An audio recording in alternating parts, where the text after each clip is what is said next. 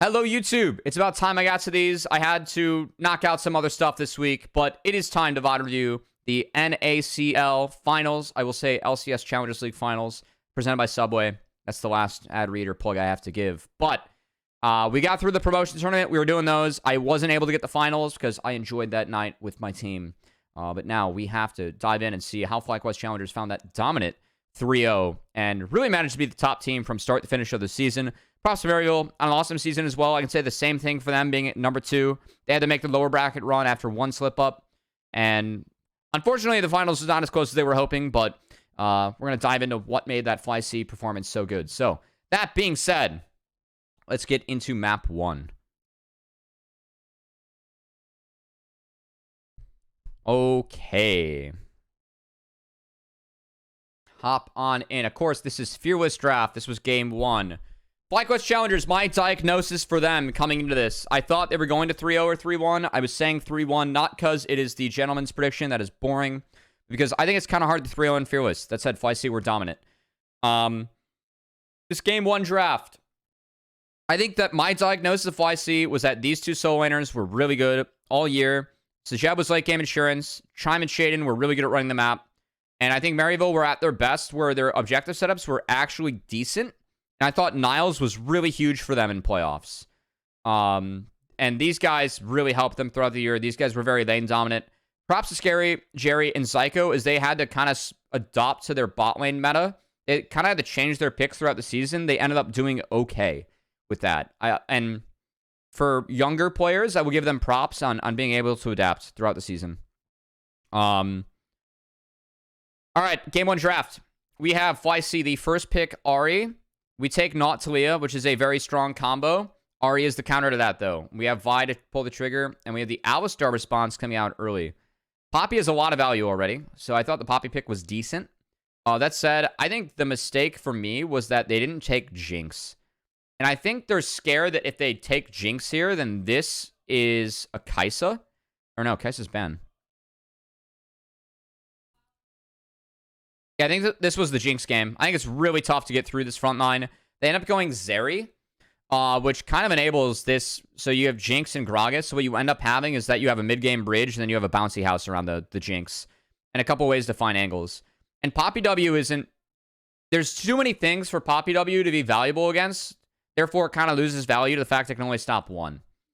I thought Cassante is a self-counter pick in this matchup. I believe... Surdy went for the tank build, which isn't as good for the matchup, because if you go for the Roa Seraphs, it was really good for Gragas, but you're playing Jinx comp, so the only thing that matters is reset. And this was the closest out of the 3 games. Let's dive in.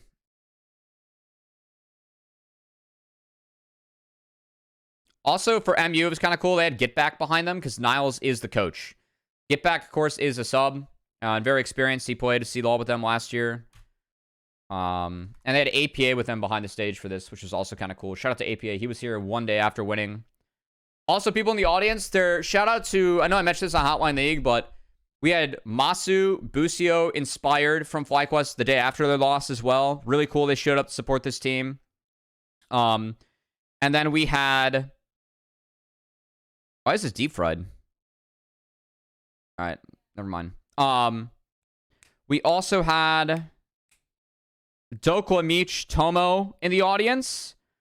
We had Winnie in the audience. It was pretty cool. Shade interview. Post-game was funny. Yeah.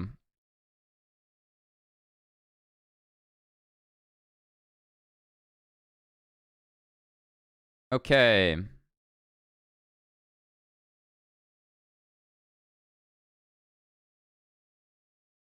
So we have AoE start for Yuji with Shaden also pathing down. Not that surprised. Cassante being left alone in this matchup for me is... He just ends up out-chunking and out-sustaining. And unless you do something with 6 as Cassante, you don't really win this matchup. Surdy got 2. Gets a really nice trade-off.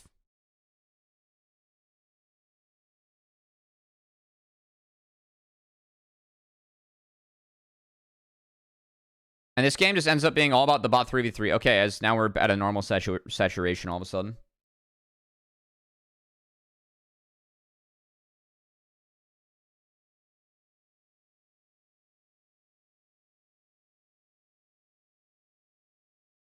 Wow, they actually were allowed to pull this wave? I guess they're scared that Shaden could be down bot now. But I guess if Zyko hooks in, there's no way you miss Chime in this scenario. I guess they would kind of take tower damage. No, there's no shot. This is allowed. Yeah, I think that Zyko walking up here and not looking for hook on Chime in that moment was kind of troll. If he hooks, there can be like a Chime flash, but you don't go for the auto. If you don't go for the auto, you can walk away and then you would force flash for them to put you under the turret and then it's a trade, which is completely fine. And for me, favors the Zeri not. So, yeah, I think Chime got away with a little bit of murder there.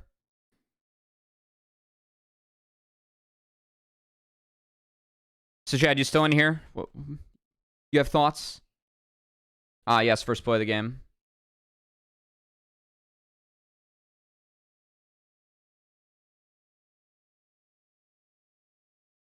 So, Shaden procs passive. We proc phase rush. UG drops that word preemptively. He body blocks Shaden to have, like, eat 2 parts of Q. Hey, what's up, Kai? Which I thought was hyphy, but Ali takes this path, and they don't see Ali. So UG gets a little bit ahead of himself here. Yeah, this play is just not necessary. And then Shaden gets out, and it's just a fucking tragedy. Like, this is actually a tragedy for MU. I think that UG should just take the trade win and take the crab, because he gets double crab, in theory. But, yeah. That's not the case.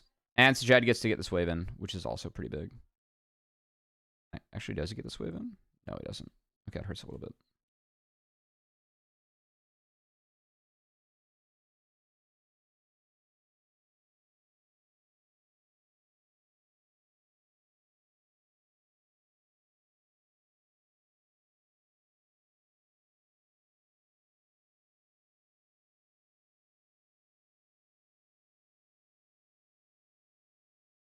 All right, so Surdy has this freeze, timing could be great, but like which is pretty common for this matchup. Meepo12, thanks for the follow. Here for the vicarious ego stroking. What's up, Shot?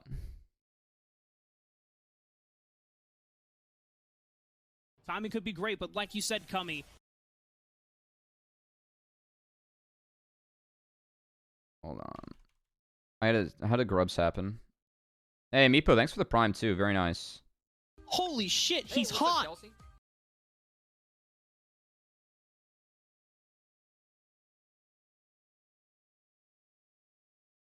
You've been great at Hotline League, bro. I appreciate that. It's very nice of you. Very nice of you. All right, so Surdy has freeze. This is about on par for the matchup, in my opinion. And then you're just going to trade TP. He does go for the tank build, which, again, I think the Roa Seraph, especially in this matchup, has a lot of value, but you're playing for Jinx and Arya resets, so. UG does not contest. I believe he got his own wraps, though. It's just that Shaden... I mean, for me, Shaden or UG can't walk in here. But I think it's like not unplayable for them. They just kind of give up on it. I guess Kasante doesn't have 6 or real advantage yet, so MU decides not to go. So 3 grubs for FLYC.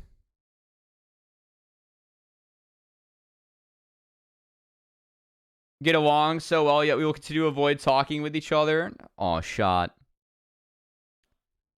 Not the case. I was talking about the Masters earlier.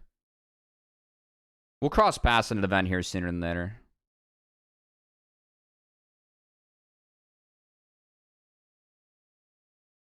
Good trade from Miles.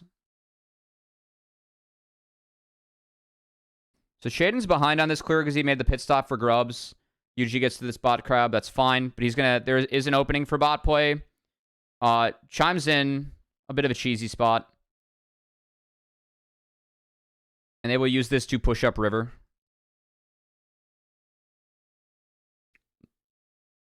Nice choppers from Sajed, but there's just not a play here from Chime. He's got no flash. Actually, how did Chime lose his flash? Oh, it's on this play.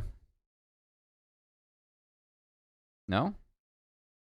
Hey, flashed out. All right.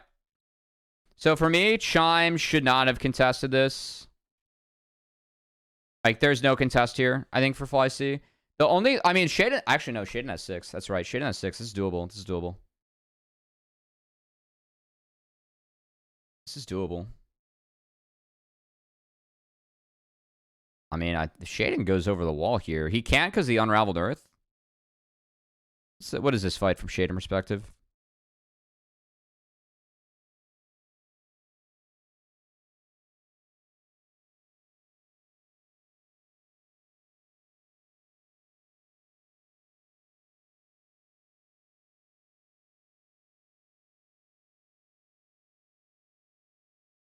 It's a nice W from Yuji. He doesn't get the stun, which is a bit of a bummer.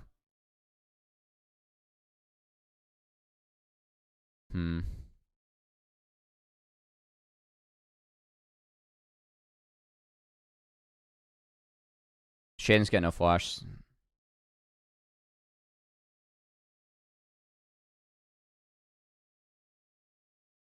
They take the flashless Yuji, and then Quad gets to push this fight. Nice body block here from Scary Jerry. I actually really appreciate how Scary Jerry was standing in front of Zyko here. I think that's really, really good on his part, actually. I know he's taking a lot of damage, but... Oh, Sajed just plays it too well. Like high key, I think that's the one way that... I guess Zyko goes down, they get reset on, and Scary Jerry's Sumwith, so he probably goes down too. So I know that, like, I think that given game state, this was really smart from Scary Jerry. But it was not the case. It's a good guess from Sajed, but Zyko slam base there, and that was not spotted. So we got kills going over. Get a replay of this. It's just level 6 on Shade and the strength of Ari right now. It's kind of the big difference. Like, there was no Unraveled Earth on Spyrax, and then when it gets cast, it's not that useful. Like, Quad does stun himself, but who cares? He's trying to go for Zyko, which I understand. Is there an angle where if he goes for Spyrax... And Spyrax is flashless, so Spyrax is kind of free here. But I don't know if Sajed gets in the fight. Quad plays this really well. Like, he completely maxed out his health bar there. And the flash from Sajed's really good, so Quad played that really, really well. It's not worth, but I think why I'm saying that is that if Zyko dies, I think that with Jinx reset and Ari reset, Scary Jerry without sums also dies in that scenario. So that's why I think given the state, it was actually the right call and is part the tank. And even if not, that's like decent presence of mind, because that's obviously not what your role usually is, but...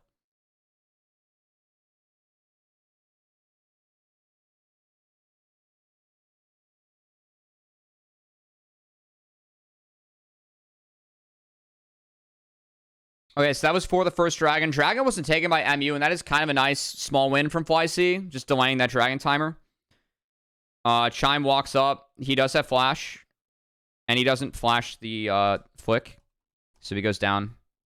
I think flashing there obviously would have been worth. You are Cal, UFX Flash. It's fine. But that's a freebie going over to MU, and they get Drake. And I want to see what Yuji's game state was here.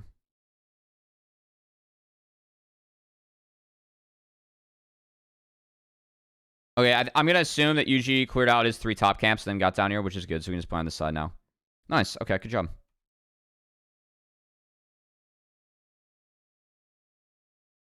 Shaden got full clear, so Shaden, by not answering that play, he's actually, like, in a really good state right now as Vi, because he's just fed. Chime went down. MU was here. Oh, that's actually something else to look at. Wait, why doesn't MU go bot? Yo! Oh, shit. We found something. You should go bot.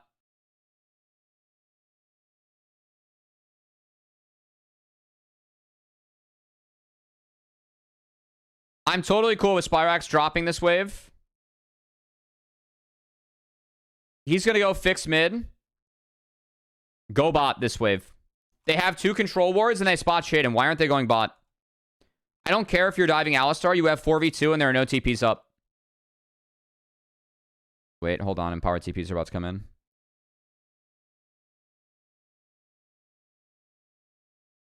Yeah, I think if I'm Spyrax and MU, I'd want to sack. Really big that this dredge line doesn't hit.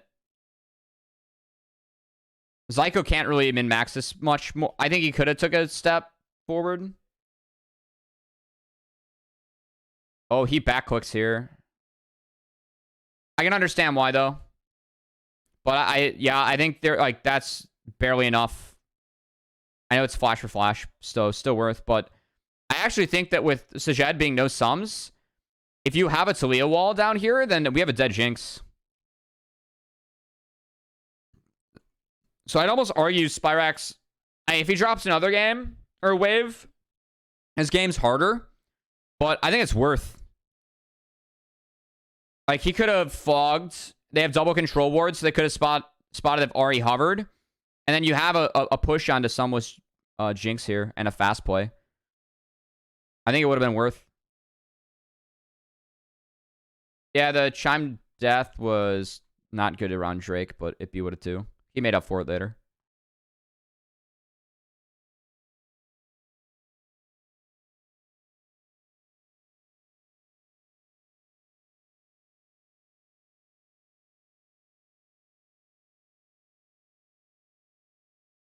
Yeah, Chime was really good this split. He did not get a bunch, like, the credit he deserved, because, like, we know he's good. He was LCS. And there's an expectation that as an older player, he is able to step up and be a shot caller. But, yeah, I think it was overlooked, definitely. Support as well.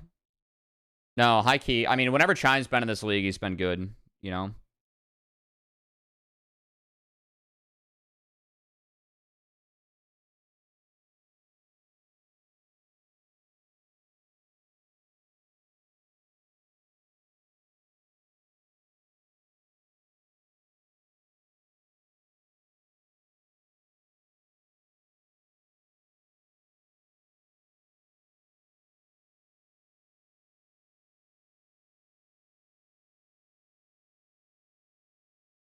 I want to see Shaden and Quad in LCS.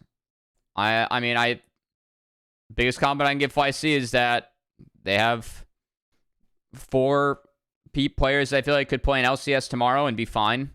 And the 5th would be Sajed, who was a rookie, and we were comparing him to Masu. And that didn't feel unfair. That's a pretty good scenario to be in if you're FLYC.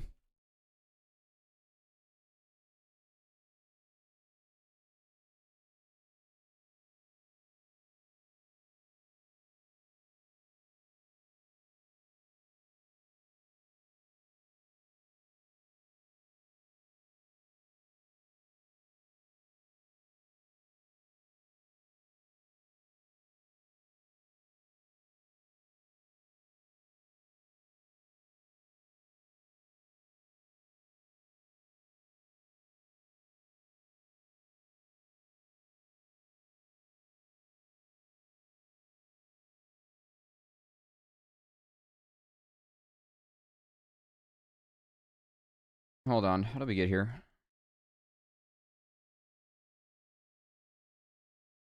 We're really going back in time. Sorry. Yeah. So we have 6. We have Grubageddon, and then no bot dive was successful. That's why I think Talia should have went down. Like, that was a trade. I think Yuji's fine going for that, but I think if Talia's there, it's good.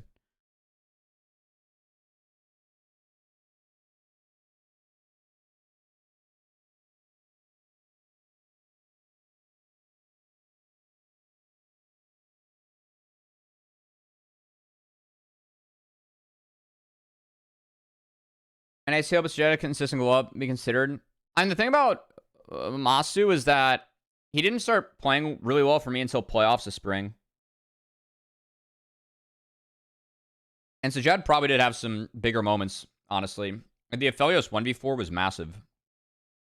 He had multiple pennas that I think weren't the hardest pennas in the world, but the one against TLC, like, I mean, you played him out well. Yeah, that was really cool. I mean, Masu definitely had some moments like that too. But we had a lot more games from Masu as well.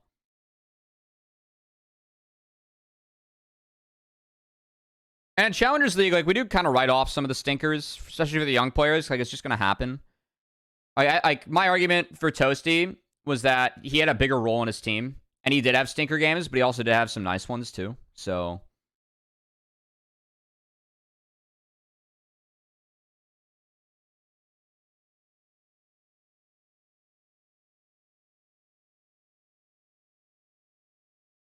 Oh, we saw Quad burn ult. What? Oh, Quad was... His ult was forced. I missed... That was off cam. Okay, I missed that. That's nice from Spyrax. This Jet guy is very good. I agree. He had some really good moments. No, it's all good. Yeah, there have been a lot of people in this chat praising the observing Kai. And if anyone has, if that has been you, Kai with the sword in here, that is our observer. And he does good work as always.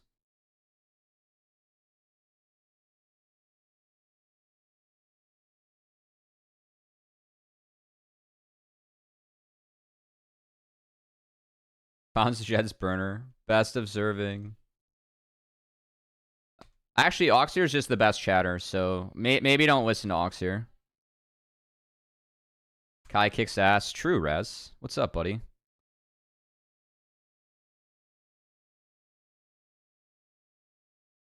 The camera wiggle? Yes. That did lead to some pretty funny moments.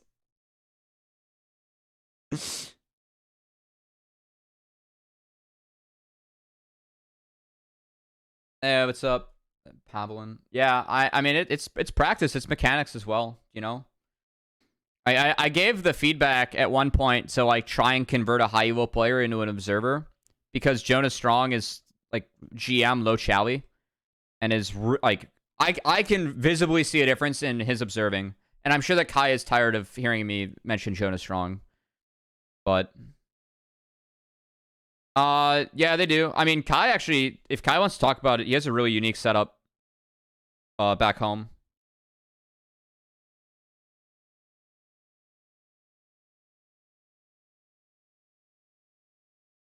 Okay, so we have a trade here. Herald's given. Shime gets spotted.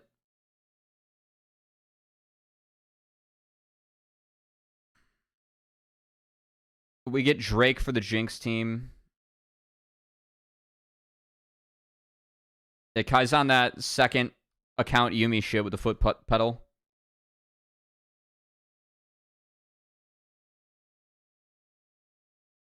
This is something I actually think FLYC did really well in this series, was committing to one side of the map. I kind of want to see how this played out. Because off the deploy, we're going to sack the Surdy side, and once Shaden spots this up here, and Shaden was trying to find a sneaky little play. How'd this whole play evolve, honestly? Sorry, I'm going back and... I'm skipping a little bit. Oh, so not spotted here, and Shaden goes the top side. Takes blue buff, and then him and Quad walk together. And he gets in here, takes a red. So he beats in the red, which is really nice. Then gets in. Now gets out. And then after this, they're going to sack Rift and immediately strong side the bot side of the map, and they actually get stuff from this. So I really appreciate how FLYC, especially, I think this game in this series really committed to playing a side of the map, and I think that did them a lot of favors.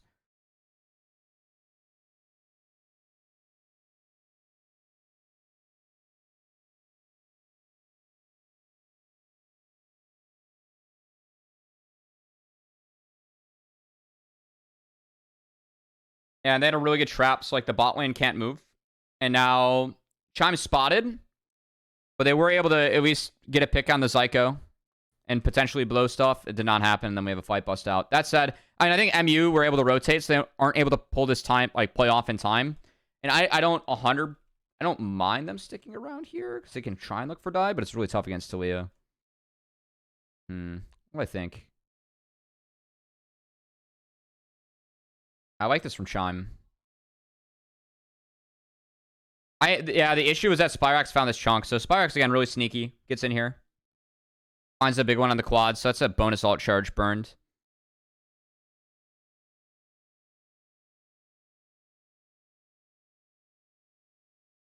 The issue was just the knot goes in and gets chompered. So really well played by Sajed to find those. And then things got a little bit weird here. So knot gives reset. And then quad's back in the fight. Yeah. And then look what happens here with... I like this wall. The cancel was a bummer. So Chime ends up being really huge in this fight. Because everyone is on the Alistar. Chime Q finds 3. And then he knocks the Talia back, which not even Shaden was expecting. Because Shaden flashed over this wall. He flashed over to get involved and immediately came back. And then Quad... I love... And we can look at this fight from a few perspectives, but look at Quad's fight. Quad's fight's so good. I love how FLYC just committed to a target in this. Like, they committed so hard to make sure they were just getting the resets. I know Quad going over there was what it was. And then Scary Jerry pulls off, like, this insane outplay, too. This is probably the best fight of the series.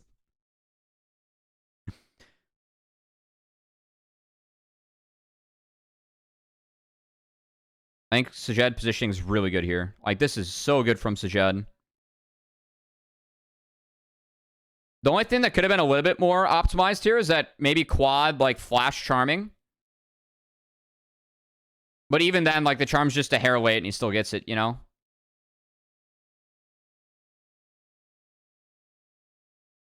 Alright, watch Scary Jerry. That is pretty fucking cool.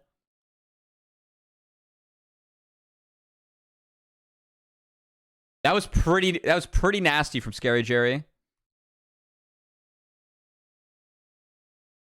Yeah, it was pretty gnarly. The coach cam reaction too from Crazy Monkey is the best. Sajed. Yo, what's the mayor joke, Sajed? It could be great, but like you said, Cummy. Thanks for the follow, bud. What is the mayor joke, by the way?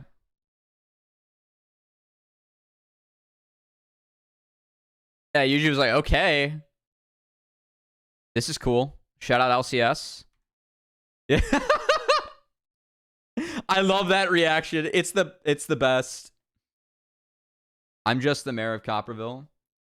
I don't get it. What does it come from? I'm too boomer.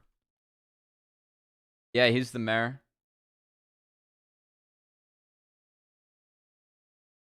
We get a replay on Scary Jerry.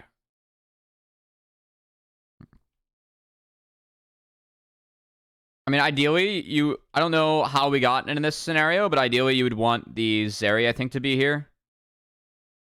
And the collapse is really good from Surdy. I'm going to assume he had push top.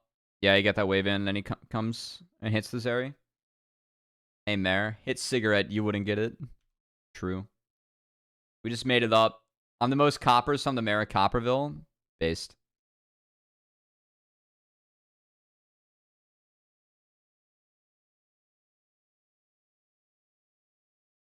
Jerry was sick on that one. I mean, one thing I talked a lot about with Kai and something he got a lot better at was like zooming for skill shots because it makes the game feel more alive. Like, there are a lot of things that LCK does that make the game feel more alive. Yeah, good luck. Dude, Scary Jerry just got thrown in the fucking bouncy house with that one. Absolutely bouncy. He had no sums from the last fight, so nice play from Fly.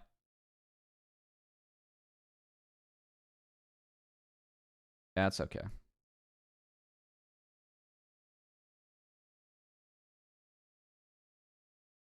seem like a better region. No, you're 100% right.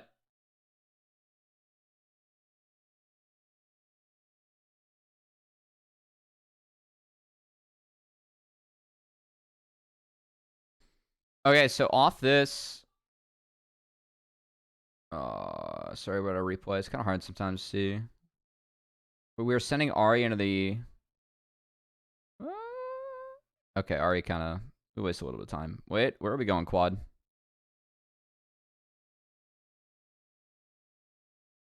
Okay, we...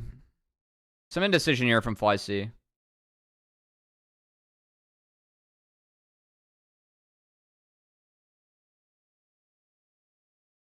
They tried to go for a look. They actually wasted a lot of time on these waves, so it kind of gives MU control over this top side.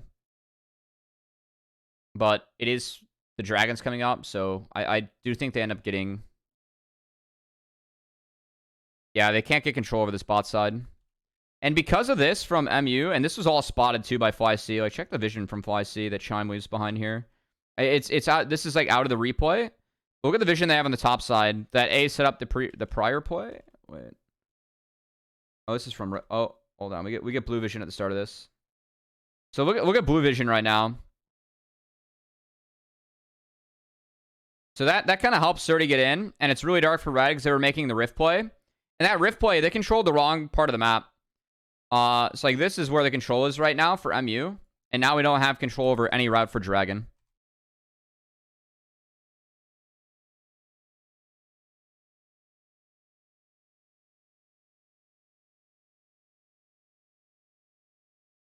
So now with FLYC, like we get relevant vision that's going to spot MU here. So this movement from MU is like very well informed, and Surdy is able to step back. And because of that, and then they show on wave, Shime, Shaden just runs straight bot. Quad gets that wave in, so they have to respond to the wave. And now they have an angle where, yeah, they actually create something. So Chime goes wide, or Charm goes wide. And that, I will say, I was a little bit close to the Dragon timer, but like even just that look that was manufactured from FLYC, that comes off their vision, and Quad point that wave, and they have numbers in this scenario, even though it doesn't hit. I think it's really good. And they spotted Scary Jerry too. So this is really good fundamentals from FLYC, I think. Like, MU got top turret out of it, but they shifted really well. And then Shaden goes for the hyphy play.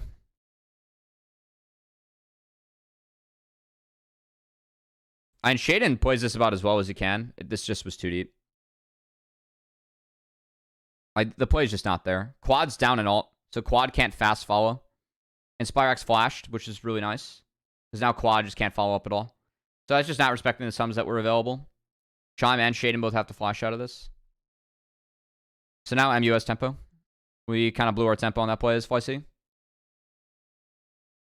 But what I respect from FLYC is that we do fast base. And we try to get out of this scenario as fast as possible. Like you said, Cummy. Shafe Dog. Thanks for the follow. So we try and fix things, and you can see immediately they don't contest this and actually just go to shift power elsewhere. And that's what I liked about this team. And something I think they did pretty well. Yes, Kai.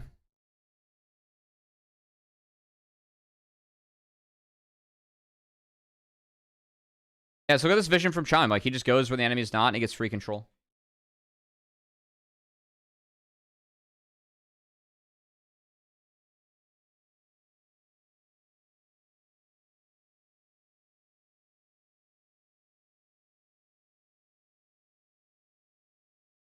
Sorry, I was looking at top side.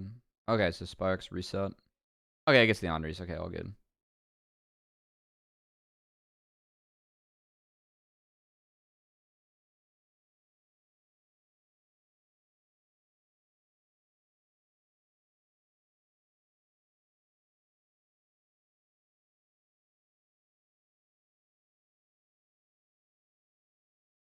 Yeah, okay, in the pip. Here, we had a fan cam shot. Winnie was also in this row, and Tomo too. Did Dokla sneak in snacks? He's chomping. Good for Dokla. He snuck in snacks. Good for him.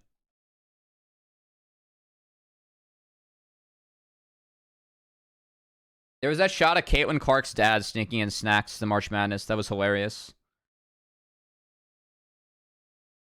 Summoner's Code's sad.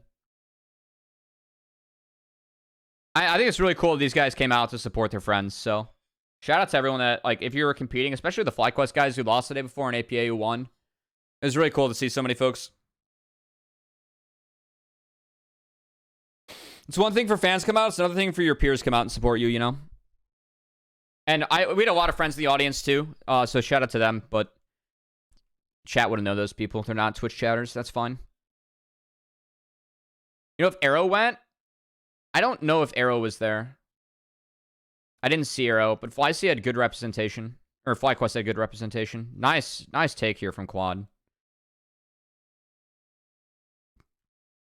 Really nice. He's got the control ward there. Just take what's free. Take what is given.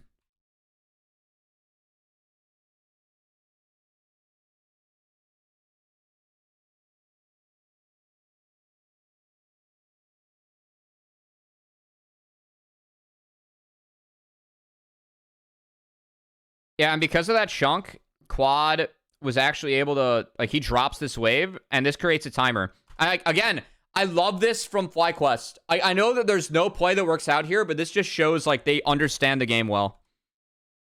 For me. I don't know. Like, I really like this look. They get Scary Jerry's Ghost out of it, and they just walk. And Quad's able to stay here. He can just channel base and go catch the wave, and it's okay.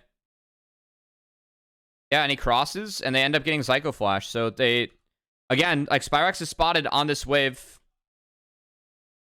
They were walking over Vision for this, but Zyko is basing on Vision. This is really greedy from Zyko. This was definitely a mistake on his part. He should retreat where Niles was at, and he does blow Flash, and that's significant later.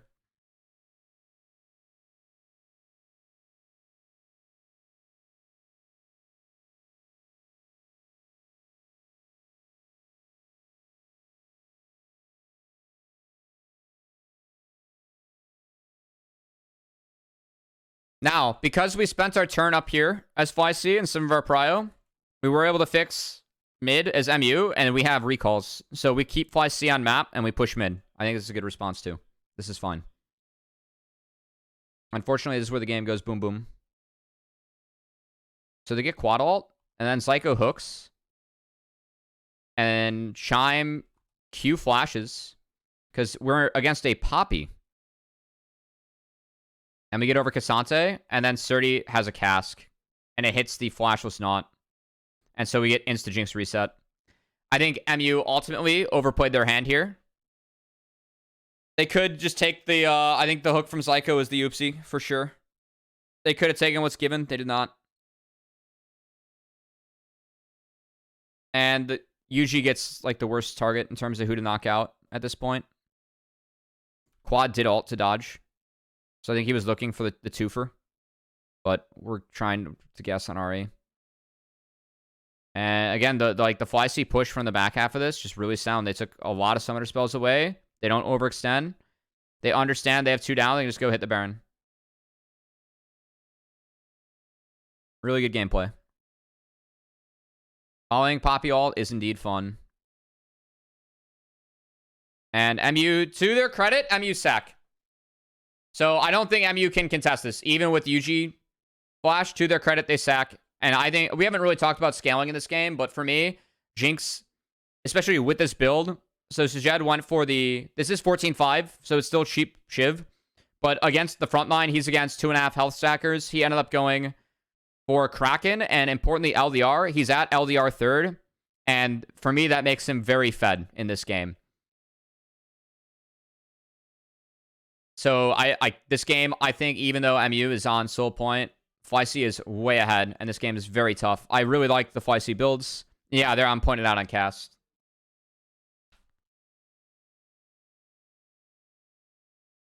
Sorry, we just had to throw in a dab there. I do think that was really smart from Sajed.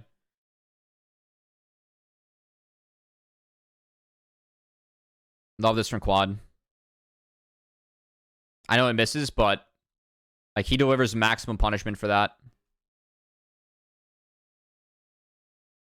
And they do see Cassante and bot. Niles does have TP, but It's 6 grubs, too, for FLYC, so this Baron is just very deadly. I don't know. Maybe MU should have contested Baron, given that it was 6 grubs or tried to flip. I can't really blame them. And then we have the Jinx Penna. All right, guys. We have Sajed with a flash, a no sums, Zeri, and we have LDR, so we just get to auto and free hit. Because the Alistar front line is massive. Really nice execute here onto the Zeri. Just good follow-up. There's, again, no sums on the Zeri. There was just a ghost, so the bouncy outs from FLYC is real. And Sajed hits the sap, and that's a penna. So GG game 1. Time for game 2.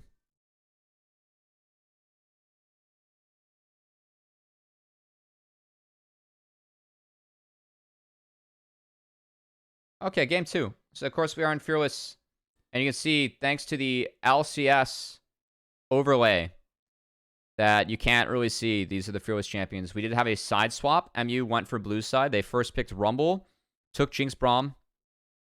I like MU's draft in theory, in the sense that if their comp gets online, it's really tough to play against Jace Maokai with Rumble over the top. Rumble can play off of Braum and Maokai ults, and there's a lot of range in this comp. But when mid falls apart for MU this game, the ability for FLYC to make plays and the setup that you get for Xin Zhao in this draft is ridiculous. Because everyone can play off Xin Zhao and play off each other here. And Ziggs can just piss chill on his own in the bot lane. So the Ziggs is something that Sajed didn't play all split. And I thought in this game state and scenario, Ziggs was a very, very, very good pick. Because look at all the marksmen that are taken off the table. We are still on the Smoldy patch. And two of Sajed's better answers in the Jinx were gone. I think the option here was you take Ezreal or Ziggs. And they went for Ziggs. Because for me, you get outscaled because of this. And I think Ziggs, if you get ahead, Ziggs does a shit ton of damage. But Ezreal isn't as strong early. And doesn't clear as safely. And is actually kind of vulnerable to Jinx Braum isolated. Ziggs for me is not. So I really like the Ziggs pick. And this game, we play around Surdy topside. Honestly, Surdy didn't have his cleanest game or the best series, but it ended up not really mattering.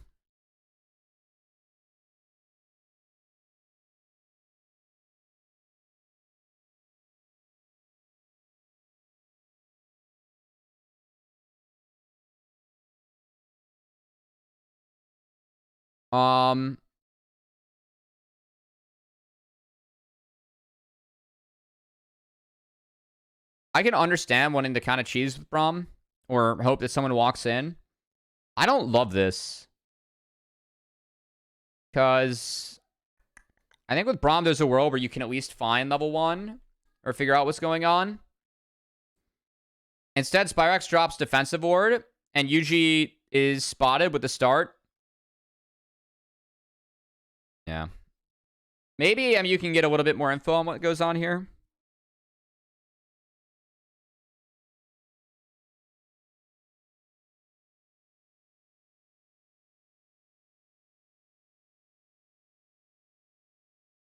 Hey, we got a Raz. We have a Raz sighting. Actually, this is funny because he's wearing a raccoon shirt. And Spyrax and MU, they had a... I told you this afterwards, Raz, but they had Spyrax named a raccoon while he was at MU the first time. And they would feed it behind their arena. We got that story out of him. So it was really funny that he had a raccoon shirt on.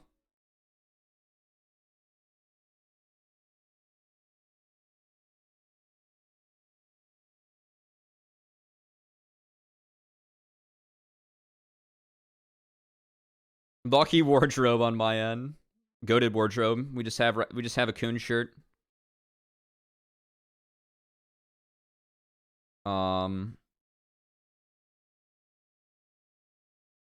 Okay, so Quad's keeping mid shoved in. Base gets canceled here for Quad.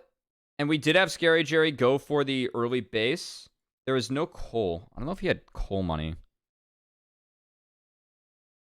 Maybe he missed Caddy. I'm not sure. Because what are we? Yeah, we're a few creeps short. Maybe he didn't want Cole. I'm not sure. Boots are valuable. I like boots are definitely valuable here.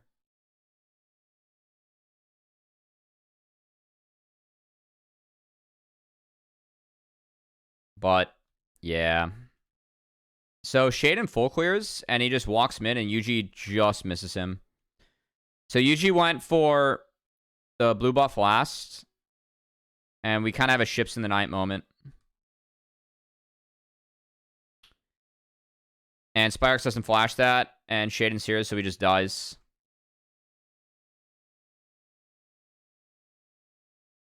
And now, because that sapling's there, we're able to let Surdy know, hey, back off.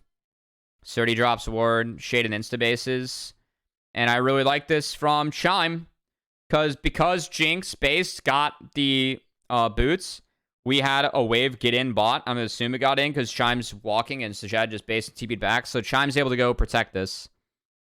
And Zyko has the same idea, but he's going to get chunked a little bit here. And this is really well managed by Sajad.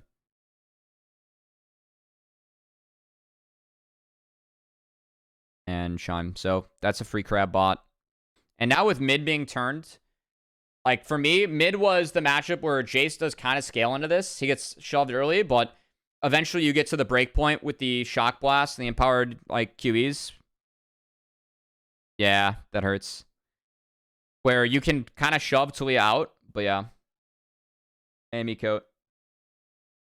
Oh, we're trying to sub with a prime.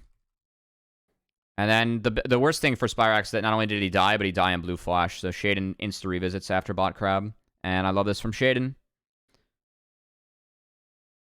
He drops a control ward. Setup's really good.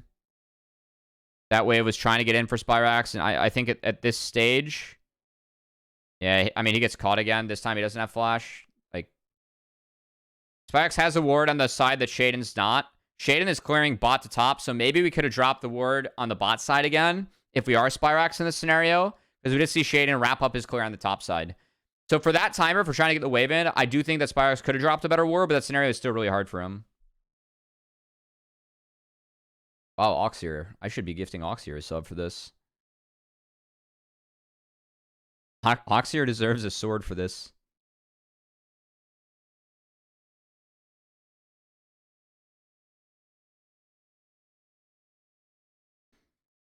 So while this has all been going on, I will say the top lane's been going decent for Niles. I don't exactly know how this matchup goes, I'll be honest, but for me, it was about really pressuring this Rumble.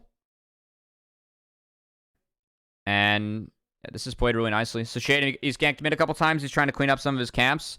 He is, for me, Shaden went to Krugs here to hover Surdy, because Surdy is vulnerable, and we do have Grubs, so I like this from Shaden. But he's down. Grubs do give a lot of experience. Shaden has to take this camp for 5. Surdy did hit 6 off this, but he's in trouble. And Surdy, he's in a tough scenario, but UG finds a really nice twisted advance. Shaden does get the camp, but it's a big win for MU, and that makes top lane kind of hard. Surdy's got a base.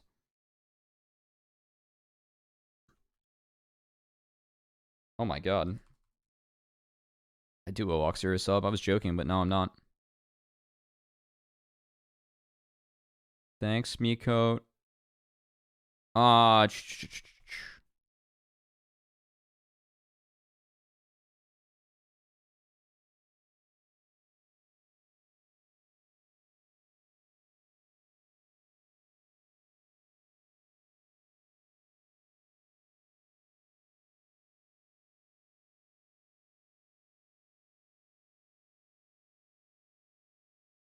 Alright, so now mid's opened up. And that's the big thing about this is that... Hold on. What happened? I gotta catch up on bot lane state. Thanks for the prime, Miko. Thanks for helping out Oxier. It's really nice of both of you. So the Jinx gets a wave in, needs a base. This is all fine and dandy for MU's bot side, but again, I really like how Chime and FLYC responded to this.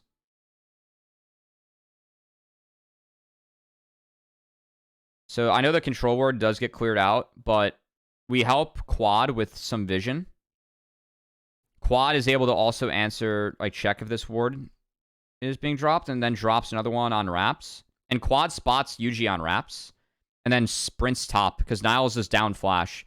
And for me, this is a really, really good call from FLYC.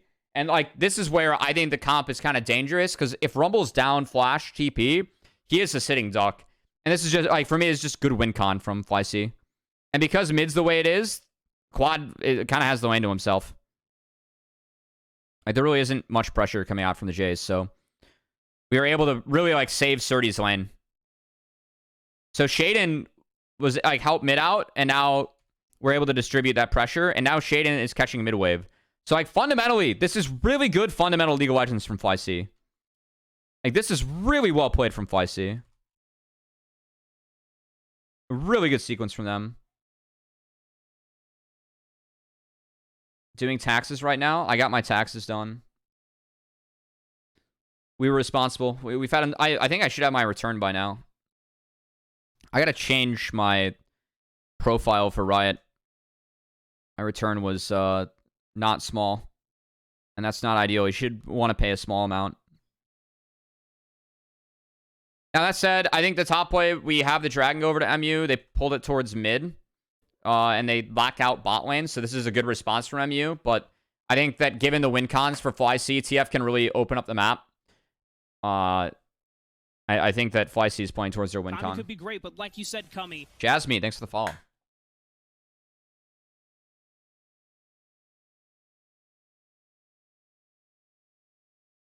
Wait, what was TF? Oh, TF was actually hovering mid here. That's curious. I guess if Spyrax goes for that wave, it would have been the last wave where Spyrax doesn't have flash and we have all. That's I like that. I like that. Okay, that's a good look. Nice. I do think FLYC like played this game out pretty well. I think once mid breaks, this game does get really hard for MU. And it was good to see Quad break mid, because like Quad was an incredible laner all split. Yeah, now we have Niles with no flash, and Chime snuck in here.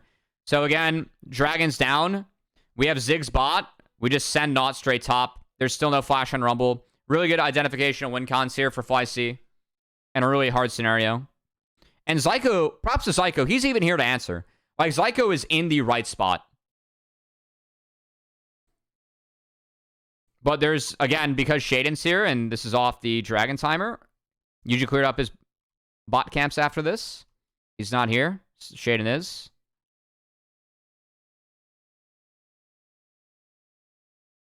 They don't get the kill, but they get a big chunk. And now Spyrax is also chunked mid. Quad's able to get another wave in. They spot Yuji. Oh, this is a little bit hairy, actually. It wasn't? No, it was not. It was not. It was not. We're good. Oh, that's right. This was a little aggressive. We didn't respect the Brahmi.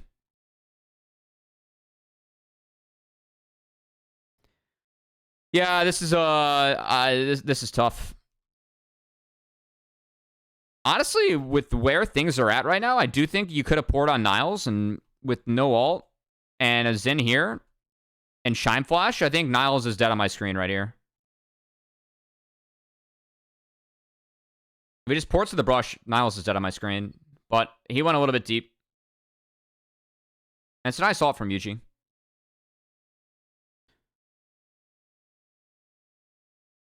Yeah, so that's an oopsie from Surdy, for sure. If we commit to anyone, we commit to Niles and take the 3v3, and Quad can't... Oh, his Weaver's wall off cooldown still. But he can at least zone Spyrax. Okay. Good defense from Zyko. I think FLYC are understanding their win cons well. Surdy just went a little bit too deep. That said, Niles can't push this wave. I think Niles has to reset on this wave.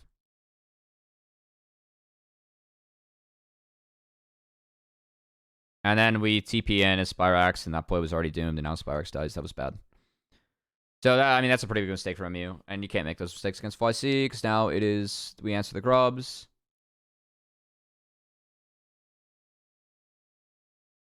I don't know why Niles was trying to push out that wave. Because given where Yuji went now, he's in the position to just kind of catch. Yeah.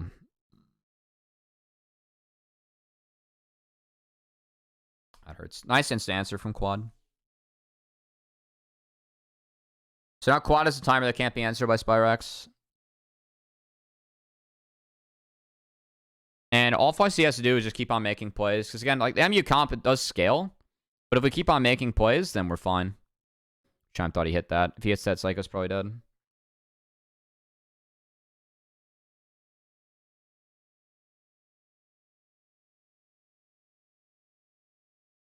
We Psycho is 6 now.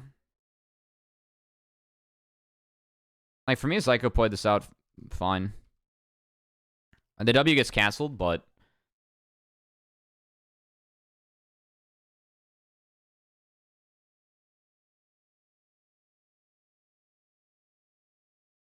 Yeah, Chime did burn Flash, though. I think Scary Jerry going for Flash here. Obviously, you want to get reset. If you get reset, it's chill, but...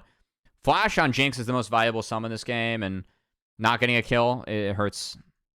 And now the answer play comes in. That misses from quad. See how this one plays out. Good Flash from quad. And yeah, there's no Flash to answer this. Now, props to Spyrax.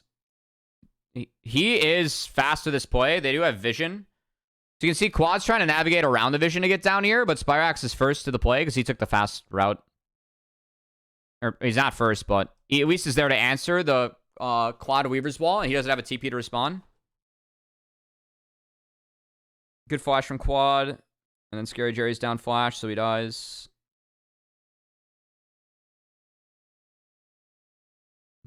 This bouncing bomb found Yuji. I know the pips there. It was showing TP.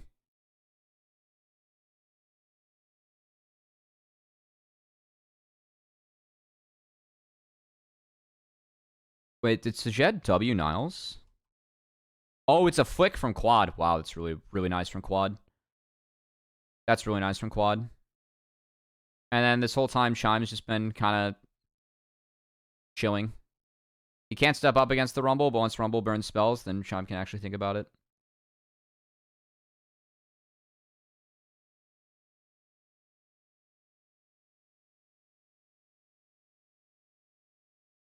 Yeah, and while all this is going on, Surdy's just pushing top.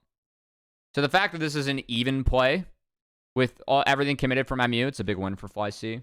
And the gold goes on to the TF, which is a really nice win con because you can make plays on Jace and Rumble and sides. Just trying to play sides, like you can play sides really fast with TF Talia. They have the Naut that can move. So again, like the MU win con here is that they do have a lot of scaling and their team fight's decent, but FLYC had every way in the book to break it in sides. And once that mid lane goes the way it does, and Quad's like freed up the way he was in this mid game, or this early game, I should say. I think this game again got really hard for MU. It's like even there, I mean, we tried to answer, it's just no play.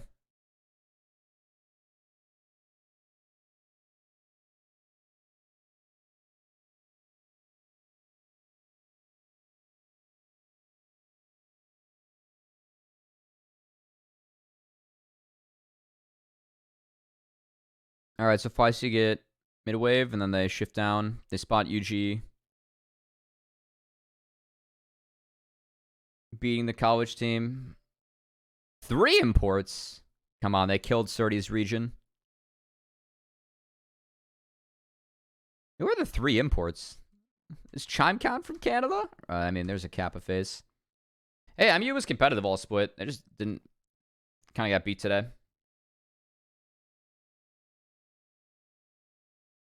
I will say the one thing I don't like about FLYC comp is that Merc Tread's value is pretty insane for MU.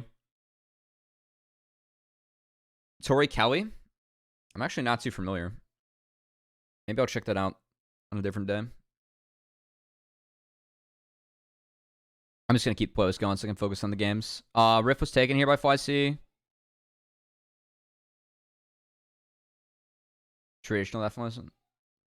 Given the rest of your music taste? No. So FLYC, they take Dragon. Jace, they're hovering the Jace, who is flashless, and Rumble's not showing. So at this point of the game, you can see, I have a fun circle that I throw on Niles that you can't really see. But there are no sums up here. And you can see how defensive MU's being, just having Niles like not show on that wave, even after Dragon was just taken. And then we have 2 other people hovering the J spot. So Niles gets spotted. We're just trying to catch everything as MU. It's a no-fight policy. I think Niles was Killian Murphy. And from Peaky Blinders, you just went no fighting, no fighting, no fighting. Which, honestly, is kind of reasonable. The game was hard. Like, Spyrax is flashless, and he tries to sniff this one out, but... Or, I guess his flash is back, but... And just good night. Yeah, and then the flash is really bad. She played the elephant and sing? Oh. Okay. I might know Tori Kelly. I just don't have her in my playlists.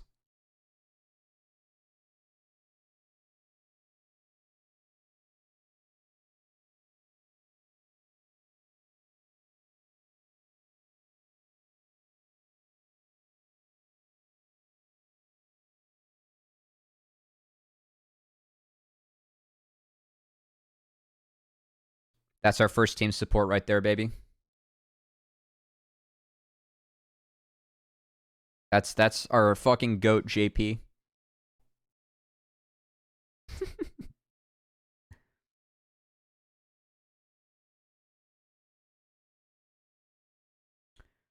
FLYC are on 3 lanes. MU are all stacked mid. Spyrax has no flash, so he has to play really safe. He's just forced to catch.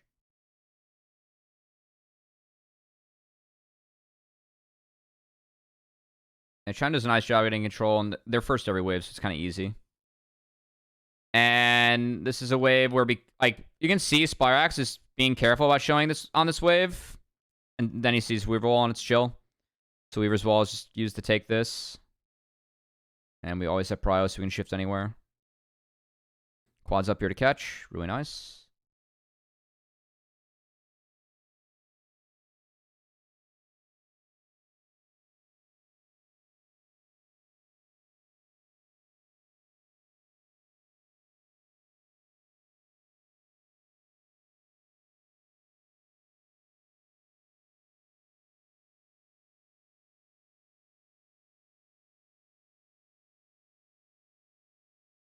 All right, so quad TP to this. They want Drake. They're going to sack top for this. MU's okay. They're going to lose bot outer as well. I think FLYC pushed too hard, if I'm not mistaken, here, because they have the dragon they can always retreat to. Yeah, Chime got a little bit aggressive, and then Surdy goes for this on Niles, and he's alone. So they spot Chime. They don't see Shaden. Shaden's going for a wild play. It's a little bit of a split call right now from FLYC because the Ziggs is on mid. And they do have Spyrax going in deep. So I think FLYC did overplay their hand in this scenario. And it's a really nice answer from MU. They at least get something. At this point, it's hard to get anything. But getting quad flash and Surdy flash and a kill, quite nice. Now that said, this is nice from Ziggs. Just gross Ziggs damage. And quad cuts off Niles, and Niles is mincemeat. Now, while all this is going down as well, Jace is able to get the second turret. To kind of get Jace back into the game from this. I think, given the game state, this was a nice series from MU. I think this is a bit of a mistake from FLYC playing for multiple things at once, but... Because for me, you're going to sack... Hey, what's up, Drake? For me, you're going to sack top outer. You can't afford to sack top inner. So I think playing for the 2 turrets when Dragon is up, if you play for the Dragon, you would be enabled then, if you are able to play it safely, to actually play for that outer. But because quad TP's in, I guess the Jet had TP too. Yeah, they get the Dragon in the end, but I think they just gave up a little bit too much.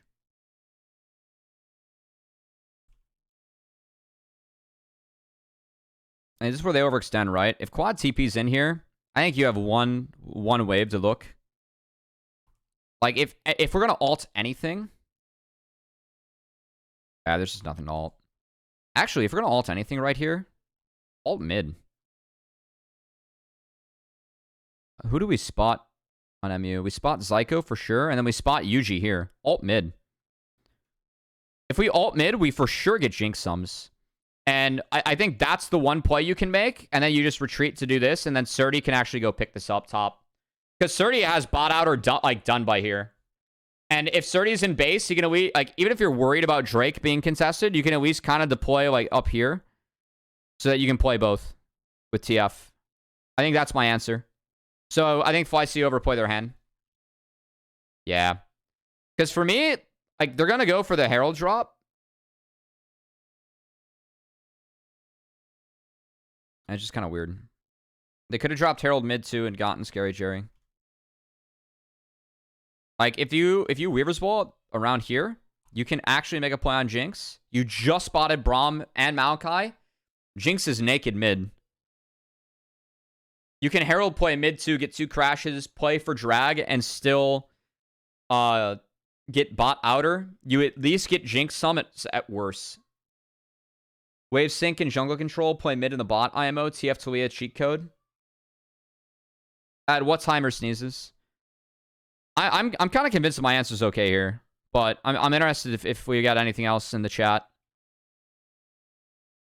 Because for me, like, Jinx is spotted mid, and we just spotted UGN Psycho. And the bot play's done. We already have this tower. Doesn't have to fight. MU's looking for engage. Yeah. Yeah, they're looking to break the TF. And they're also looking to stall time because they have Jace this entire time, right?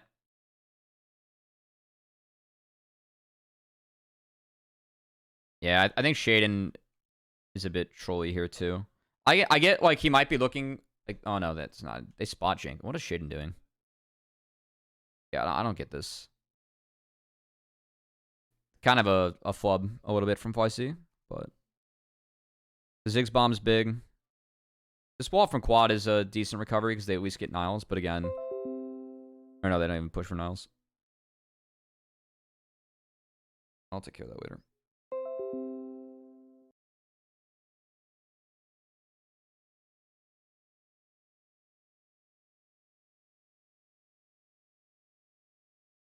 Oh, this... Okay. I'm hearing other sounds in my house. It's not me.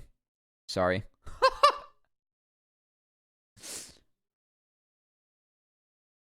So did not get engaged on for the 3-mana look mid. So that's my solution, though, is Surdy bases after he takes the bot outer.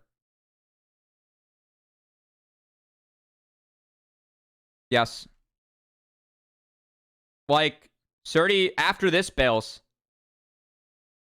You give them that wave, and then you would have made mid play. Because even at this point, if you do go mid, I don't think Surdy can get engaged on. He has Ghost, Ult, and Flash. If they go mid, then... like, this turret's already gone.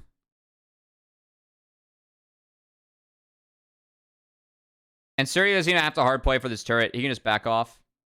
Yeah, okay, yeah. That's my answer. That's my answer. Okay, cool. I think playing to make sure this wave gets in the inner is okay, but again, we have to respond to Jace. And by not responding to Jace, we actually give MU a little bit of a way back in.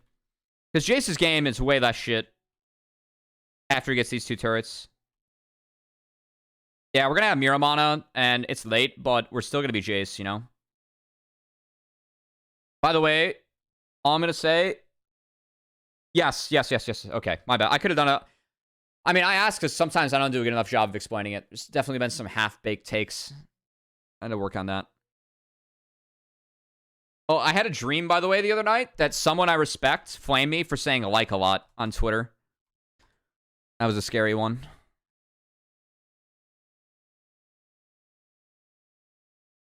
Nah, it was my B. No, we're good.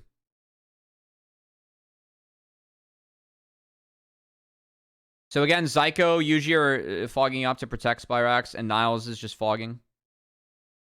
Scooby, they make fun of Shaggy for saying like all the time. I'm fucking Shaggy. Thanks, Kai.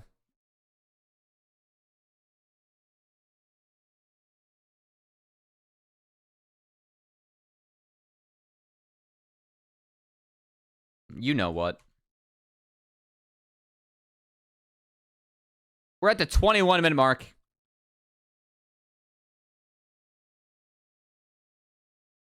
My language has never been the cleanest. I try and make up for it with other things.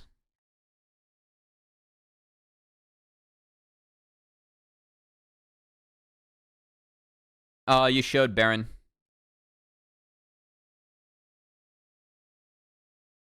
So Surdy fixes this. He's going to bid. Surdy's doing this because he has Kraken.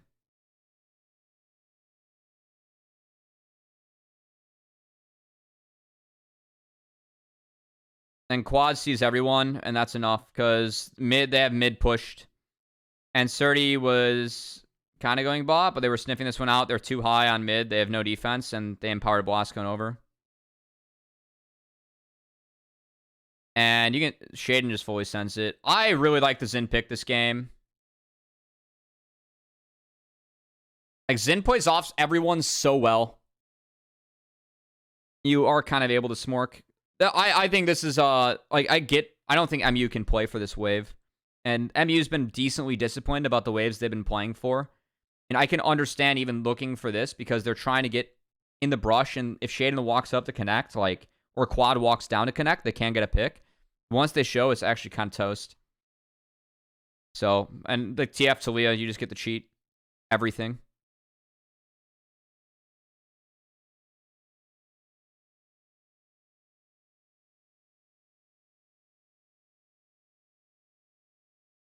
So really well done by FLYC. The thing that I like so much about this team is that this team fundamentally does understand how to play the game. This team has really good fundamentals, actually. I know that Shime's their primary caller, but I do want to give credit. I know Surdy's very vocal in this team as well. And Quad is really vocal, too. And shout out to Rocco, by the way, who let me sit in on scrims. And yeah, he knows this one's repped. All these guys do contribute. But I'd say like the biggest talkers are probably Surdy, Chime, Quad. Not in that order. Chime, I think, is the biggest one. But Quad and Surdy for sure like help make plans. And this team just has good fundamentals. Clearly has a system, yeah. I mean, I'll give Rocco the same credit that I gave Spawn and Golden Glue in LCS this year. I think this group he has is really fucking strong. Like, these guys are good players, right? But he's had multiple groups, and the team has, like, been able to play pretty flexible styles. And, I thought the UG Spyrax and that FlyQuest team, they knew they could play a lot of champs because UG and Spyrax, respectively, have just insane deep champ pools. Like, Spyrax is literally decent on everything. I haven't seen this guy play a champ where he's, like, just shit. Or a style where, like, he just can't play. And I think those teams with FlyQuest and Rocco last year, they actually had a good idea of, like, what to do and how to play things out.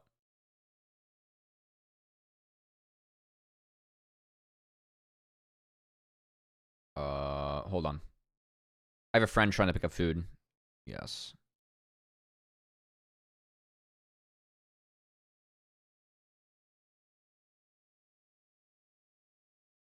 Shout out to our friend Lynn that made us a lot of food. It was a team effort in the kitchen, but we got to trade back Tupperware.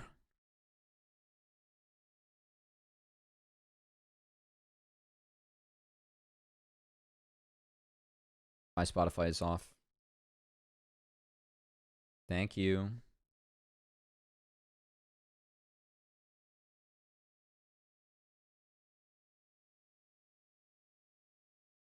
Yeah, I mean, this deploy, too, from FlyC is just really sound. They get mid-deep, then they're able to connect everything.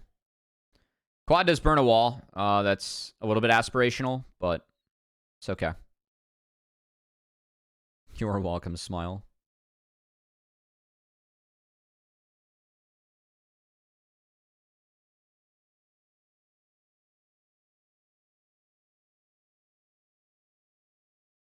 It's ridiculous just how little of... How is, like, much of a zero fuck Shading gives this game, playing this in. Nice look from Chum. Really good cleanse flash from Scary Jerry, too, because Quad was there. Shading didn't go too deep here.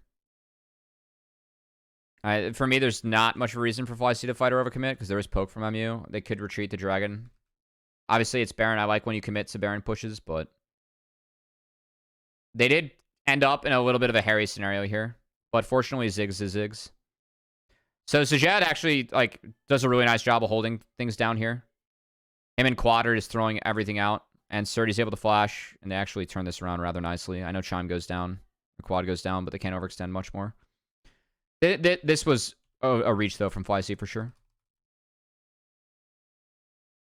And MU were able to kind of punish. Like, them going for this just wasn't here. We're getting out of base now as MU. And really nice chompers from Scary Jerry.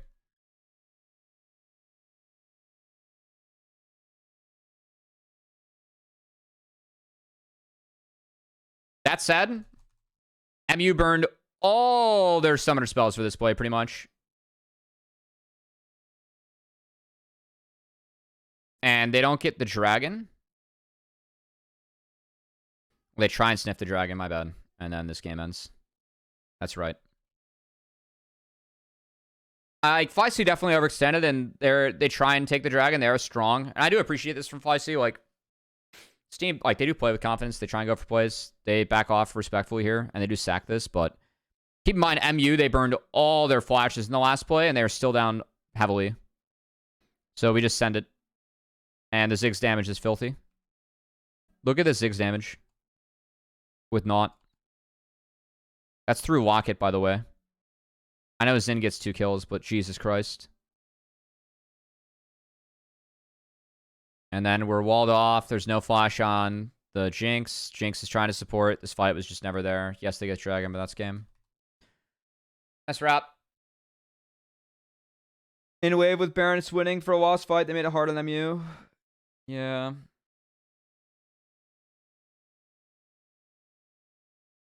Alright, so that's game. And unfortunately, guys, game 3 is not competitive. You can see it. Our audience was decent, though, today. Like, we actually had good turnout. You guys see the crowd? It was really fun. Oh, yeah, Coach Sharks is here, too. I see some FlyQuest people. Yeah, no Sums was doomed. And that's the other power of that comp that FlyQuest had, and kind of why I like that combo. Oh, dude, look at Chime. This guy is fucking locked in right now. Alright. Last game. Strong mid-jungle duo. Aatrox, which is, I would say Niles' his best champ. And then Kaisa Rel on the flip side, which is actually a decent matchup in this. They denied the Senna and the Lulu, so the double Enchantress, which I think was appropriate. FlyQuest, we have a lot of scaling, and then strong bot lane. Yeah, good or bad conditions for sure. That's the phrase being thrown around a lot right now, like what conditions you have. I really like this Yone pick because it's something I know Surdy can play into Aatrox, but it also is a traditional answer into Karma. So shout out to Quad for being so fucking good at Cassio that they have to take it off the board. And then Nico off the board as well. I think Nico's a decent ban. But FlyQuest kind of run this game, which was a little bit sad.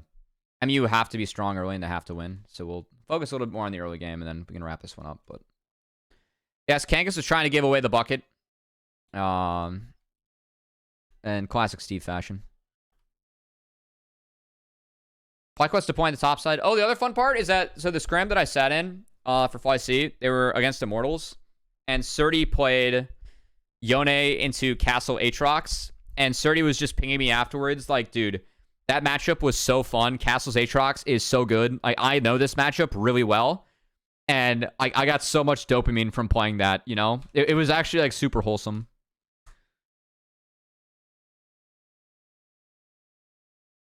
I mean, Castle Aatrox is really good. And for me, Surdy's always played... I always know that Surdy can play this matchup. And he actually... Surdy didn't have his best day, I will say. Surdy did not have his best day. I expect Surdy to be very dominant. He was... Alright, so UG... We're AoE clearing. Level 2 for Zyko. Chime was able to sneak out. Well done.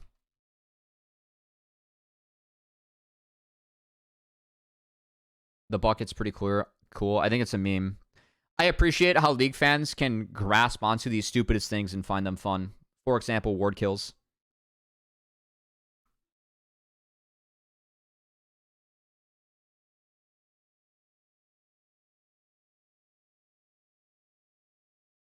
Alright, so Surdy gets us in. He gets base. And then UG is going to use his bot prio to go get up in Shaden's face and deny blue. Which I am a fan of. That being said, Shaden gets it by 5 HP. This play is good for me. Shaden gets it, and he gets out, and that hurts. So that is... I don't want to say strike one, but that's like bummer one. Hey, what's up, Shep? I appreciate that. Very nice of you, man. Hope your solo queue is going well. I assume it was solo queue. Guys, you got Shep. He's a support player. And also a fellow TikToker. I'm now in the TikTok house. Okay, and then this punish from FLYC was really good. So, Chime, he walked up here to help support Shaden. This does give Sajed early level 3 because he gets solo XP and a couple creeps here. And Zyko has to walk all the way around. Chime cuts him off. Gets bone plating. And then Shaden sees the crabs down. Chime catches Zyko, so this is not buffered from Zyko. And then he gets one shot. Had my moments in solo queue tonight. All right. Well, I'm going to assume good and bad moments. And that wave did get all the way in. Oh, no, it didn't get all the way in. So they're going to stay for the cannon wave and then get a good base. But this game's already kind of hard for MU just because UG XP-wise is pretty far behind. And Jax is going to be able to recycle his camps earlier. Keep in mind that UG skipped over his red buff in order to find that invade timer, and then it missed.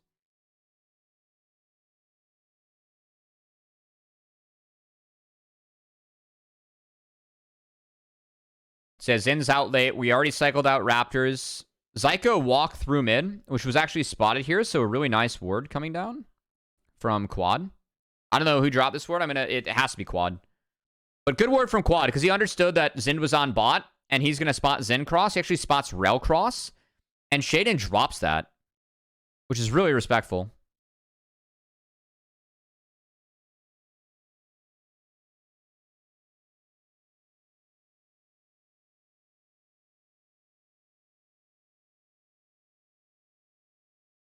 Yes, with the POV. Shout out to our producers for trying to use that. I know it was a little bit snappy, but yeah. Shaden took Krugs. He walks up here through bot. They drop the crab. I don't know why Quad's hovering bot here. This appears to be a little bit desynced for me. Because Quad is hovering bot, but Zin spotted on top side. Quad is on the wave. And UG gets one tapped. It's just a full commit from FLYC. Well done from Surdy and Shaden. Like, it's just perfectly synced up. And then Quad's able to wrap around. I know Shaden's kind of stuck, but I think that trade's fine. Because it gets them off for, like, grubs, and you just stall the timer and stall the game, and Jax can go cycle better camps. I'm totally okay with that.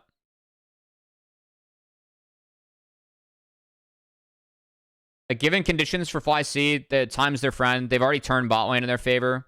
Jungle is... Like, Jax scales like a fucking menace. Especially in this matchup. Now, I did like this a lot from MU. Really like this from MU. It's a very good call. Usually he's going to drop his two camps, and then they're going to get Surdy flash, and Surdy's game is fucked. So this is carry v carry matchup topside. That's a really good call from MU and Niles, because if Aatrox is able to start starving out the Yone, and Yone, like, he has to continuously push up, push out. If you can get Aatrox in, that's good. And Aatrox is going to get XP advantage from this, which is really nice. Aatrox is a caster. So more levels in the queue early on. Very good. Great, but like you said, Cummy. Lane Plox, thanks for the follow. That said, Shaden's game off the back of this, not bad. He takes the dragon, and he's still staying ahead in camps, because Yuji did drop his camps in a lot of individual tempo to go for that. I think it's 100% worth for Maryville, but still. And Niles has a red buff, and you can see Surdy's down a level. He's got to kind of suicide to get this wave in. And then Chime spotted on the roam here.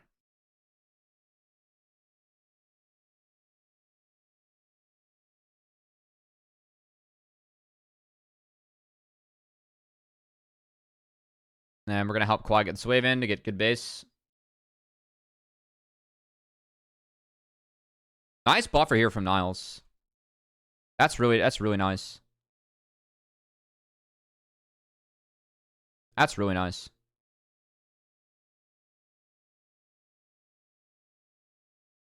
And then Surdy stayed a little bit too much as the tower shot didn't eat the shield. It hit him. But Chime is up here. And there's no play.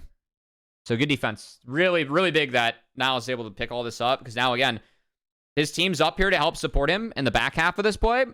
Because, again, Quad's in base. He has no TP. So Surdy surviving this means that they can actually push this out and have bad conditions now for Surdy.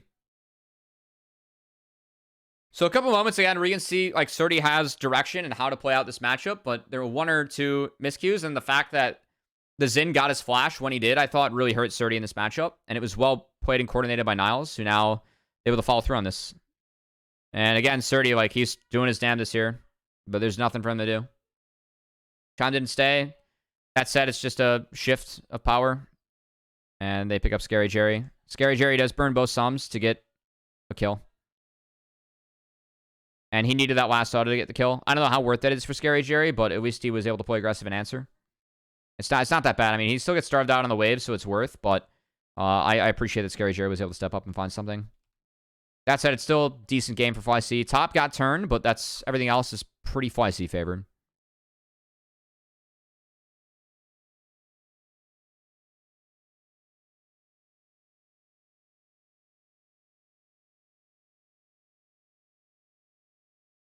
Yeah, really well managed. I know Chime goes down. Oh, it's Chime that went down. That's more worth. Well played by Scary Jerry to turn the kill. I mean, Scary Jerry, like, he was trying to be respectful here. So. Bloodwater's still around. He was playing collegiate. I don't know if he's still around now. I don't believe so. I believe he graduated. That's an old school call out. That's a Season 3 Worlds call out.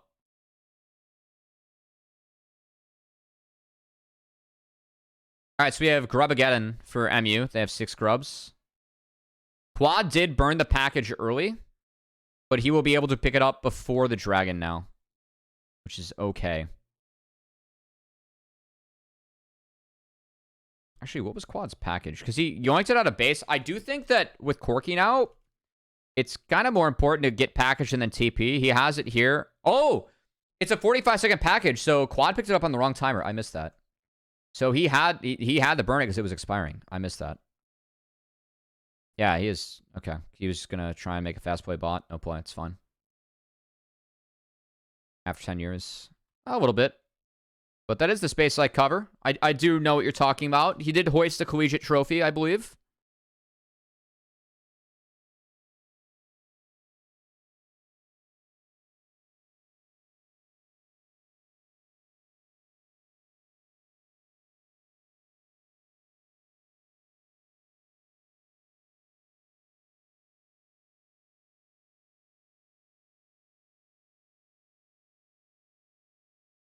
Okay, so we are at the point of the game where FLYC has 2 Drakes against an MU team that I think for me had to stack Drakes, and now we turn top lane around. So after the Drake, bot wave gets in. It's a team deploy, and Chime walks top. This wave is bouncing into Surdy. There are no objectives on the map. Shaden has Triforce. He is pretty fed. And they just turn this. So, and again, Zyko has the right idea. He's just late. Bit of a bummer. I think that given where the wave's at. Oh, wait, no. We're Zyko's trying to answer up here. Zyko do. Oh, he wards the path. I think Zyko. I mean, it's kind of hard to tell Zyko, like, hey, go hover and try brush in case they go for dive, right? But. Again, Zyko has the right idea. Just wasn't coordinated enough, and I think that's kind of the doomsday scenario. Because now Quad's able to go even kind of with the Karma. Corky is just a scaling pick. Like, Karma can only push you so hard in lane. Scary Jerry walked up on the tail. Yeah, he had to pick up the wave. Okay.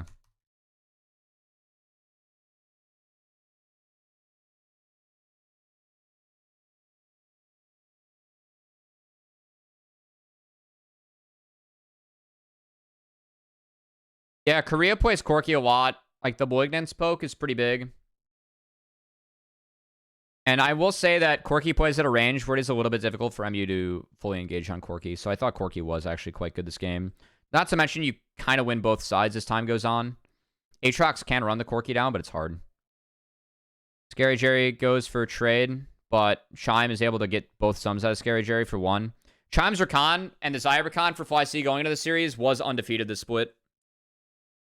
I think Chime's Rakan was 7-0, and Sajed's Xayah was 5-0.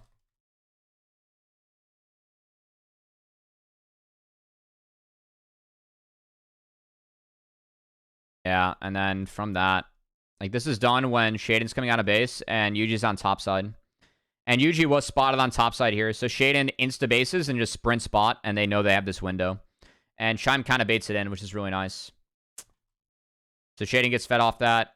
I think the MU bot lane trade wasn't worth in the end. They're trying to make things happen, though, because they're really far behind. It's just getting worse and worse. And this game ends up being very over here in a couple minutes. Which is too bad. Like, I mean, MU, these were the top two teams we had all split. Their best of 3 was really close. MU had a hell of a run in the lower bracket where, like, they made some big hero plays to get themselves to the stage in the first place, and they just didn't show up on today. FLYC did. That happens sometimes, you know. That's one thing I know I talked about this on Hotline League. It's one thing I've really been noticing a lot more. I'll pause this real quick because we're about to get into Chime play. But I noticed that I'm a huge fan of traditional sports, right? Football's the only game where it's about what team shows up on the day, and it's a best of 1. This is a best of 5, but unlike a basketball or a baseball, best of 7, where you get 7 days to show up, it's 1 day still. And sometimes, like, I think a lot of the NA playoffs we had this split were just, hey, a team showed up and another one, you know, didn't. They were playing with house money. This is the one time where they're not going to have pressure. Like, this was the one event that MU goes to where they're not expected to win. But I was hoping they'd give more of a run playing with house money. They unfortunately did not. I know they're not the best team in college technically. I mean, I think they are. But I know in fall they weren't. But you're still MU. Like, there have been years where I didn't expect MU to win, but you're still MU. Yeah, they are. They have a good system. They have, I mean, they always keep 10 Challengers players in the building pretty much. All right, so Quad's going to burn his package right before Dragon, and he does get good poke. Yeah, like, that rocket's so big. And again, this is so tough for MU. Psycho burned ult. I think once Psycho ult doesn't connect, it's hard. I think if Psycho's able to lead with Q on Shime, I know it's small. I think Psycho should lead with Q and then combo. I know the shield's very big right now. And a lot of this damage was thrown into the shield. I know the stun's found in the back half, but it's an easy out for them. And now if you don't have that engage tool against Corki, the Corki is ahead. And Corki, without Malignance, is still able to hit big rockets here because Miramana's evolved. So now we're in a game state where we can't engage, and it's a numbers advantage for FLYC. MU's trying to get through the choke. They're going to go play the wave, which Quad gets Bryo on because he has range. And Quad's in fog, so this is pretty unplayable for MU. And now Aatrox is coming, and Chime has his ult back up. And, like, on cooldown, pretty much. You can see Chime's ult 5 seconds away from cooldown. So this was able to stall out enough where you get Rakan engaged back, and Rel doesn't have ult up. And watch, I love this play from Chime, man. This was so cool. Little bluff. We go on Zyko, and then we just change to get a double. And Shaden perfectly follows, and that's GG. Sums were burned in the last fight. Just the bluff to walk at Zyko. MU goes to support him, and then they just get blasted into the choke. It's pretty good. Niles goes for a solo play. Can't blame him at this point. Exhaust comes out.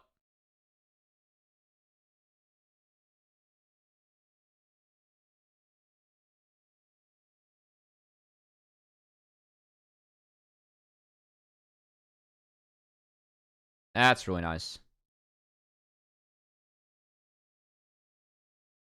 Yeah, even Rocco's like, oh, yeah, that was well played.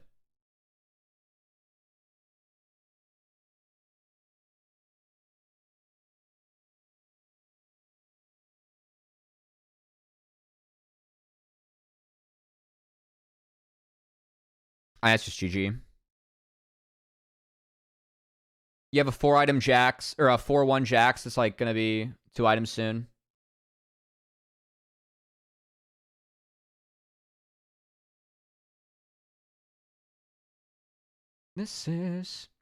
I actually appreciate this attempt from MU. Because they do see the Xayah mid, and they have an angle, and they see Corki top, and Corki has no TP. So I think this is a good look, unironically, from MU. It's just not doable. And again, FLYC, really good understanding. Use their tools to get out, and then you rotate Corki over, and only one rocket hits, and it's big enough where like the game state's so hard from you. So I'll give FLYC a lot of credit. I feel like they really understood the assignment with how to play out these comps. I know they have a massive gold lead, but they're taking away a lot of angles for MU to try and get back in the game. Especially in challengers, like we'd see a lot of teams, you know, Rel goes in, oh, we have 6k gold lead, contest it. But no, we're playing Corki. So we're going to use our Rakan ult to get out, and then we can just lean on Corki poke to go from there. That's good shit. That's that good shit we'd like to see. We'd like to see some smart league and some good league. And again, this game is just cooked. FLYC can play out 3 lanes. Lane assignments really don't matter. They want... Oh, God. Like... You can even afford to have Corki into Aatrox. They don't really care about lane assignments again. I was about to say, you want to have Yone into Aatrox, but I don't think you need Yone into Aatrox anymore.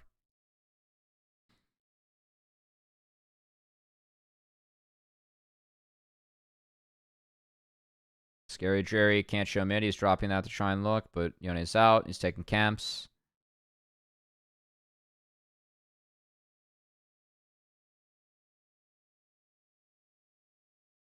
Really nice back click here from Shaden.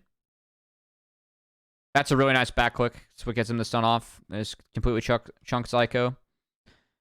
And Chime off the Jax. Really smooth. That's really good shit from Chime. Dude, Chime was so good this split, man. Chime actually was so good in this league. Like, this fight on Rakan is so clean. Just beautiful. Oh, it's so good.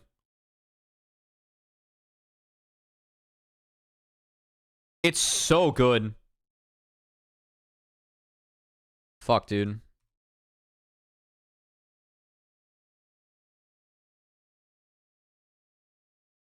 And then Kaisa dies. Again, this game's just wrapped.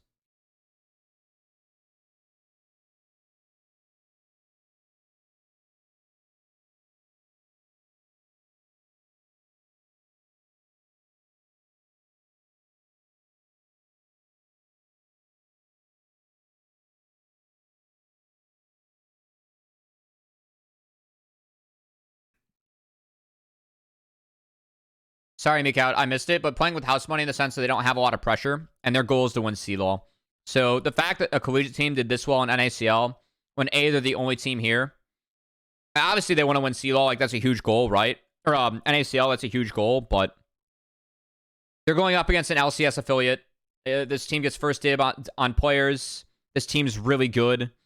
There was no pressure on them. So you're playing with house money in the sense that, like, the result of your actions, it doesn't really matter. You know, you got house money in this. If you win, it's all gravy on top, you know? Alright. Scary Jerry actually managed this okay. Like, this fight's not even clean from FLYC. It just doesn't matter. Like, this is the best engage that Psycho had. And Niles actually tried to play this one out decently well. It's just so doomed.